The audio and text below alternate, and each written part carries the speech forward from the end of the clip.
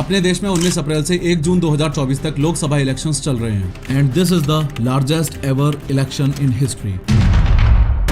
मतलब टोटल 97 करोड़ भारतवासी इस इलेक्शन में हिस्सा ले रहे हैं। अब चाहे ये 97 करोड़ रजिस्टर्ड वोटर्स हों या फिर हजारों पॉलिटिकल पार्टीज हों, पूरे देश में फ्री एंड फेयर इलेक्शंस करवाने की पूरी जिम्मेदारी सिर्फ इन 3 मशीन्स के ऊपर है जो आप टेबल पर देख रहे हो। इन तीनों मशीन्स को कंबाइनली ईवीएम बोला जाता है, यानी कि इलेक्ट्रॉनिक वोटिंग मशीन। अब दिक्कत की बात यह है कि इतिहास गवाह है, हारने वाली पार्टी ने हमेशा ही ईवीएम पर यह कहते हुए ब्लेम लगाया है कि अरे ईवीएम तो हैक हो गई थी। पर क्या सच में ईवीएम हैक हो सकती है? राजा की आत्मा ईवीएम में है।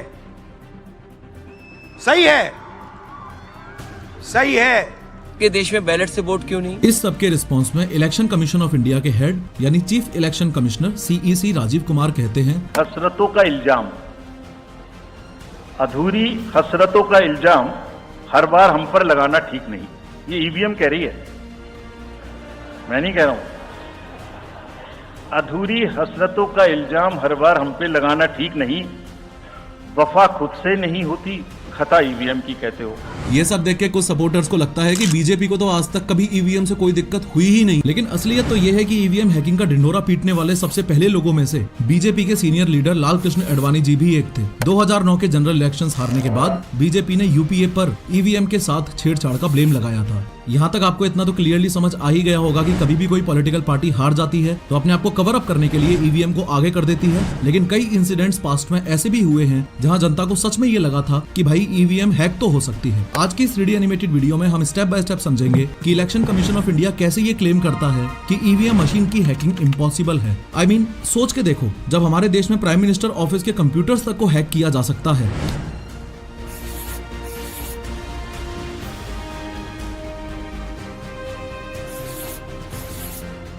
तो फिर जो ईवीएम किसी शहर के एक स्टोर रूम में ही बंद है वो कैसे सिक्योर रह सकती है? And most importantly, opposition parties वाले एग्जैक्टली किन सबूतों के बेसिस पर ये इल्जाम लगाते हैं कि ईवीएम को हैक किया जा सकता है? लेकिन हर बार की तरह शुरू से शुरू करते हैं। वोट डालने के प्रोसेस पर और ईवीएम मशीन के वर्किंग मैकेनिज्म पर एक नजर हमको डालनी ही पड़ेगी अगर हम ईवीएम हैकिंग के प्रोसेस को अच्छे से समझना चाहते हैं। तो वोट डालने से पहले 3D एनिमेशन में इस बूथ के मैप को भी समझो। देखो, ये इस बूथ की मेन एंट्रेंस है। यहाँ से अंदर जाने के बाद सबसे पहले बैठे हैं ये 3 पोलिंग ऑफिसर्स। इन ऑफिसर्स के जस्ट सामने बैठा है ये प्रिसाइडिंग ऑफिसर। प्रिसाइडिंग ऑफिसर के पास में है ये वोटिंग कंपार्टमेंट और फाइनली ये है इस बूथ का एग्जिट गेट। पोलिंग बूथ के गेट में एंटर होने से पहले वहाँ खड़े सिक्योरिटी ऑफिसर्स अच्छे से आपकी चेकिंग करते हैं। तलाशी लेने के बाद आपको सबसे पहले पोलिंग ऑफिसर के पास भेजा जाता है। यहाँ पर आपकी वोटर आईडी और वोटर लिस्ट में आपका नाम क्रॉस चेक किया जाता है। इसके बाद आपको अगले पोलिंग ऑफिसर के पास जाने को कहा जाता है। ये officer election commission of India के दिए हुए रजिस्टर में आपके वोटर आईडी की पूरी डिटेल्स लिखेगा एंड आपकी डिटेल्स नोट करने के बाद उसी रजिस्टर में आपके सिग्नेचर भी करवाएगा। उसके बाद तीसरा पोलिंग ऑफिसर आपके लेफ्ट हैंड की पहली फिंगर पर कभी ना मिटने वाली इंक लगा देगा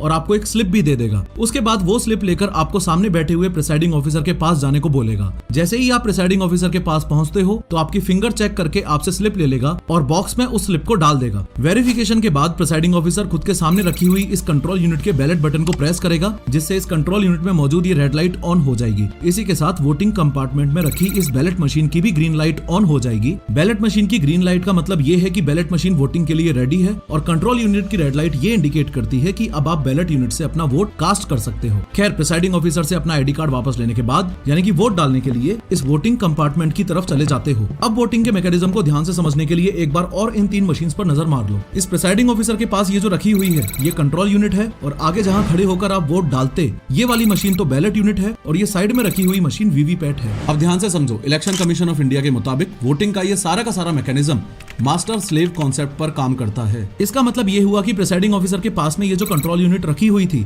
ये मास्टर है और ये बैलेट यूनिट और वीवीपैट ये दोनों ही स्लेव्स हैं। अब जैसे ही प्रिसाइडिंग ऑफिसर इस कंट्रोल यूनिट के बैलेट बटन को प्रेस करता है तो कंट्रोल यूनिट बैलेट यूनिट को ऑन होने का ऑर्डर देती है। अब जैसे ही आप बैलेट यूनिट में अपनी फेवरेट पार्टी को वोट देते हो तो पहले तो एक लॉन्ग बीप साउंड आता है। उसके बाद ये बैलेट यूनिट अपने मास्टर के पास यानी कि कंट्रोल यूनिट के पास सिग्नल भेजती है कि वोट रिसीव हो गया है। सिग्नल मिलते ही ये मास्टर यानी कि कंट्रोल यूनिट वीवीपैट को एक फिजिकल पेपर स्लिप प्रिंट करने का ऑर्डर देता है। यही रीजन है कि बैलेट यूनिट में अपनी फेवरेट पार्टी को वोट देने के जस्ट बाद साइड में रखी हुई वीवीपैट मशीन आपको ये भी दिखा देती है कि आपने जिसको वोट दिया था उसकी पर्ची ये रही और इस नॉन डिजिटल डिस्प्ले पर वो पर्ची टोटल 7 सेकंड तक डिस्प्ले होती है और उसके बाद इसी वीवीपैट के कंपार्टमेंट बॉक्स में ऑटोमेटिकली कट होकर वो पर्ची गिर जाती है। एनीवेज, वोट देने के बाद इस एग्जिट गेट से आप बाहर आ जाते हो। 10-15 दिन की मेहनत के बाद जहां वोट डलवाना चाहे वहां वोट डलवा सकता है। ये हम अभी इस सदन के सामने साबित करेंगे। जस्ट अभी आपने ये जो वीडियो क्लिप देखी, ये साल 2017 की है, दिल्ली असेंबली की है। जो व्यक्ति आपको इस वीडियो में बोलते हुए दिखाई दिए वो सौरभ भारद्वाज हैं, जो कि आज दिल्ली गवर्नमेंट के हेल्थ मिनिस्टर हैं। इस वीडियो में सौरभ भारद्वाज ने दिल्ली असेंबली में और पूरे देश के सामने ये ओपनली क्लेम किया था कि ईवीएम को हैक किया जा सकता है। अगर आपने तय कर लिया कि सरकार तो बीजेपी की है, तो कोड भी बीजेपी वालों को पता है। और अगर आपने 10 बजे तय कर लिया है कि अब आपको बीजेपी को जिताना है और अब जो जो वोट इस बूथ के अंदर डलेगी, बटन चाहे कोई भी दबे, वो वोट सिर्फ और सिर्फ कमल पे जाएगी, तो उसका कोड है 123414। अगर आपको बसपा को जिताना है तो अलग कोड है, कांग्रेस को जिताना है तो अलग कोड है, समाजवादी पार्टी को जिताना है तो अलग कोड है। उन्होंने स्टेप बाय स्टेप पूरा प्रोसेस करके दिखाया और किसी एक पर्टिकुलर पार्टी को वोट करने के कुछ सीक्रेट कोड्स भी बताए।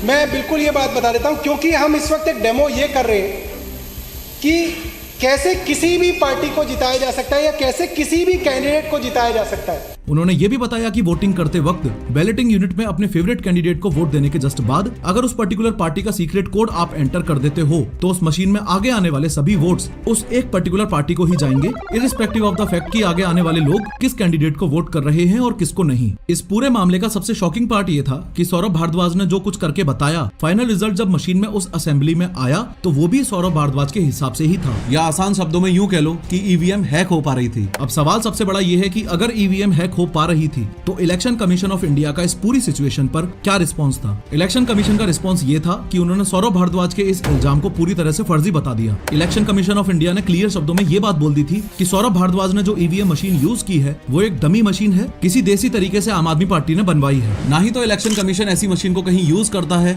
और ना ही ये मशीन उनके द्वारा अप्रूव्ड है। खैर, election commission of India EVM machine की इम्पॉसिबल हैकिंग का सॉलिड क्लेम इस बात पर भी करता है कि ईवीएम एक स्टैंड अलोन मशीन है। इसका मीनिंग ये हुआ कि ईवीएम में किसी भी तरह का एक्सटर्नल नेटवर्क कनेक्शन नहीं है, यानी कि ना कोई वाईफाई, ना ब्लूटूथ, ना ही इंटरनेट और ना ही कोई रेडियो फ्रीक्वेंसी। सीधी सी बात यह है कि ईवीएम बैटरी पर चलने वाली मशीन है। सोच के देखो वो बचपन वाला वीडियो गेम जो सिर्फ बैटरी पर चलता था, क्या लगता है आपको कि उस गेम को हैक किया जा सकता है? सेम केस ईवीएम के साथ भी है। Being a stand alone machine, ये बात तो क्लियर है कि ईवीएम को कहीं डिस्टेंस से हैक नहीं किया जा सकता। लेकिन कई लोग ये भी आर्ग्यू करते हैं कि ईवीएम मशीन्स का फिजिकल एक्सेस अगर किसी को मिल जाए तो वो बंदा उन मशीन्स को टेम्पर तो कर ही सकता है ना। यहाँ टेम्परिंग का मतलब है कि कोई क्रिमिनल कंट्रोल यूनिट को खोलकर उसकी चिप के साथ या तो छेड़छाड़ करे या उसको पूरी तरह से बदल ही दे। लेकिन 7 सितंबर 2023 को एक सुनवाई में इलेक्शन कमीशन ऑफ इंडिया ने सुप्रीम कोर्ट को यह अश्योर किया था कि ईवीएम को सिर्फ हैक ही नहीं बल्कि टेम्पर भी नहीं किया जा सकता है। अब इलेक्शन कमीशन ने यह दावा किस बेसिस पर किया है ये समझो। जिस ईवीएम की हम इस वीडियो में बात कर रहे हैं वो इलेक्शन कमीशन ऑफ इंडिया द्वारा रेगुलेट की जाती है, इसलिए उसे ECI ईवीएम कहते हैं। अब फिलहाल ये ईवीएम मशीन्स बनाने की जिम्मेदारी 2 गवर्नमेंट कंपनीज के पास है, BEL यानी भारत इलेक्ट्रॉनिक्स लिमिटेड और ECIL यानी electronics corporation of India limited. Once EVM machines are ready then in companies के सिक्योर्ड वेयर हाउसेज में उनको रखा जाता है। हाल ही में कई अपोजिशन पार्टीज ने यह सवाल उठाया है कि BEL भारत इलेक्ट्रॉनिक्स लिमिटेड यानी कि वो कंपनी जो ईवीएम बनाने का काम कर रही है उसमें जो डायरेक्टर्स हैं वो लोग बीजेपी से जुड़े हुए हैं। तो क्या ये कहा जा सकता है कि कोई भी एक पार्टी पहले से ही चिप को अपने फेवर में मैनिपुलेट करवा ले? लेकिन इलेक्शन कमीशन के मुताबिक इस बात में कोई दम नहीं है, क्योंकि नॉमिनेशन प्रोसेस शुरू होने से पहले किसी को ये नहीं पता होता कि कौन कैंडिडेट इलेक्शन में खड़ा होगा या फिर बैलेट यूनिट के डिस्प्ले में कैंडिडेट्स के नाम किस सीक्वेंस में आएंगे। इसलिए पहले ही किसी स्पेसिफिक कैंडिडेट के फेवर में ईवीएम को मैनिपुलेट करना टेक्निकली पॉसिबल है ही नहीं। इसके अलावा जब इन कंपनीज के सिक्योर्ड वेयर हाउसेज में ईवीएम मशीन्स को आगे भेजा जाता है तो एक नहीं बल्कि 2 स्टेजेस पर एक प्रोसेस फॉलो किया जाता है जिसे बोला जाता है रैंडमाइजेशन प्रोसेस। रैंडमाइजेशन का मतलब होता है कि कंप्यूटर की हेल्प से ये डिसाइड किया जाता है कि कौन सी मशीन कहाँ जाएगी। ये वैसा ही है जैसे एक लॉटरी सिस्टम, कंपनी वालों को पता भी नहीं होता और मैनुअली भी डिसाइड नहीं किया जाता है कि कौन सी मशीन किस कॉन्स्टिट्यूएंसी और किस पोलिंग स्टेशन पर जाएगी। इसके अलावा इन कंपनीज के सिक्योर्ड वेयर हाउसेज से ईवीएम मशीन्स को आगे भेजने से पहले ही फर्स्ट लेवल चेकिंग भी की जाती है। फर्स्ट लेवल चेकिंग का मतलब होता है कि अलग अलग पॉलिटिकल पार्टीज के रिप्रेजेंटेटिव्स के सामने election commission of India test votings करवाकर ये प्रूव करता है कि उस समय मशीन्स न्यूट्रल रिजल्ट्स ही प्रोड्यूस कर रही हैं। ये भी समझो कि वोटिंग होने से जस्ट पहले और वोटिंग होने के जस्ट बाद ईवीएम मशीन्स को स्ट्रॉन्ग रूम में रखा जाता है। इस स्ट्रॉन्ग रूम की सिक्योरिटी इतनी तगड़ी होती है कि बिना इजाजत के एक परिंदा भी पर नहीं मार सकता। ये सारी ईवीएम मशीन्स 24 घंटे और 7 दिन इस स्ट्रॉन्ग रूम में सीसीटीवी की निगरानी में ही रहती हैं। इलेक्शन कमीशन के ऑफिसर्स के द्वारा लगाई गई स्पेशल सील से ये स्ट्रॉन्ग रूम लॉक्ड रहता है और इस सील को हटाने की परमिशन सिर्फ इलेक्शन कमीशन के ऑफिसर्स के पास पास ही होती है। स्ट्रांग रूम के बाहर 24 घंटे पुलिस ऑफिसर्स तैनात रहते हैं। जब इस स्ट्रांग रूम को खोला जाता है तब पॉलिटिकल पार्टीज के रिप्रेजेंटेटिव्स पूरे प्रोसेस पर निगरानी रखते हैं और साथ में ये पूरा प्रोसेस वीडियो रिकॉर्ड भी किया जाता है। इस वीडियो में यहाँ तक आपको ये बात तो क्लियरली समझ आ गई होगी कि ईवीएम मशीन के स्टैंड अलोन होने की वजह से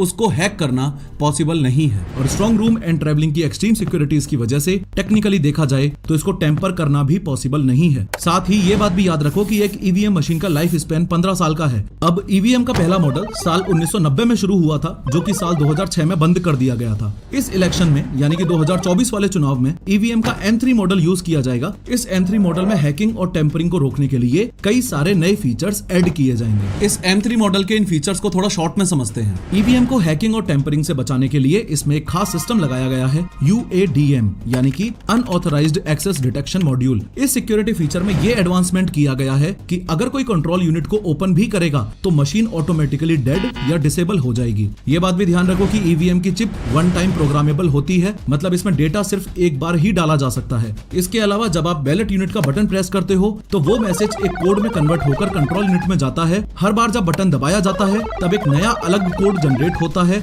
अलग अलग कोड जनरेट होने की वजह से इस कोड के पैटर्न को आइडेंटिफाई करना मुश्किल है। साथ ही इस सिस्टम में हर प्रेस्ड की रियल टाइम डेटा और टाइम स्टैंपिंग भी होती है। ईवीएम को एक जगह से दूसरी जगह ले जाते वक्त टेम्परिंग से बचाने के लिए उसमें ट्रैकिंग सॉफ्टवेयर भी लगाया गया है। इस सॉफ्टवेयर की मदद से ईवीएम की लोकेशन और मूवमेंट को कंटिन्यूअसली मॉनिटर किया जा सकता है ताकि किसी भी तरह की छेड़छाड़ से इन सभी सिक्योरिटी एनहेंसमेंट्स ने मिलकर इलेक्शन कमीशन ऑफ इंडिया को इतना कॉन्फिडेंस दे दिया था कि साल 2017 में इलेक्शन कमीशन ने सभी पॉलिटिकल पार्टीज को ओपन चैलेंज दिया था। चैलेंज ये था कि हमारे ऑफिस में आओ, ये रही तुम्हारे सामने ईवीएम मशीन, अगर किसी में दम है तो इसको हैक करके दिखा दो। तो इलेक्शन कमीशन के चैलेंज को सिर्फ 2 ही पॉलिटिकल पार्टीज ने एक्सेप्ट किया था और इस चैलेंज के लिए रजिस्टर किया था। एक तो एनसीपी यानी नेशनलिस्ट कांग्रेस पार्टी और दूसरी CPIM यानी कि communist party of India Marxist. और गजब की बात यह है कि चैलेंज जिस दिन था उस दिन दोनों ही पार्टीज में से कोई भी नहीं गया। इंडिया में वोटिंग प्रोसेस को लेकर हाल ही में एक और पिटीशन डाली गई जिसमें सुप्रीम कोर्ट से यह डिमांड की गई कि 100% वीवीपैट वेरिफिकेशन होना चाहिए। 100% वीवीपैट वेरिफिकेशन का सिंपल सा मीनिंग ये होता है कि वीवीपैट मशीन्स में जितनी भी स्लिप्स मौजूद हैं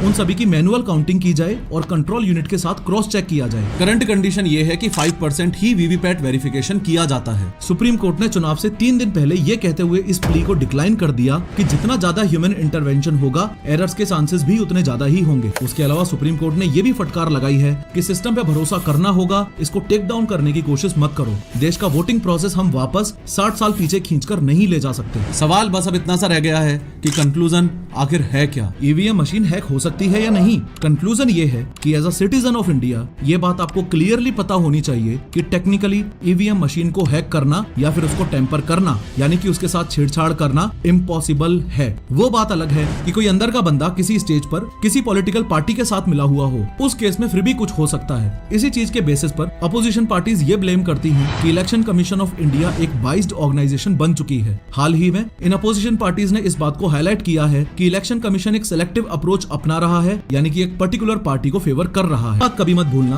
कि पास्ट में राइट विंग हो या लेफ्ट विंग हो, दोनों ही तरफ की पार्टीज ने ईवीएम हैकिंग के ब्लेम्स अपनी हार को कवर करने के लिए लगाए हैं। खैर, इस वीडियो में मैंने डिटेल में बताया है कि पंजाब गवर्नमेंट ऐसा क्यों मानती है कि सिद्धू मूसेवाला का छोटा भाई इलीगल है। क्लिक करो और जरूर देखो।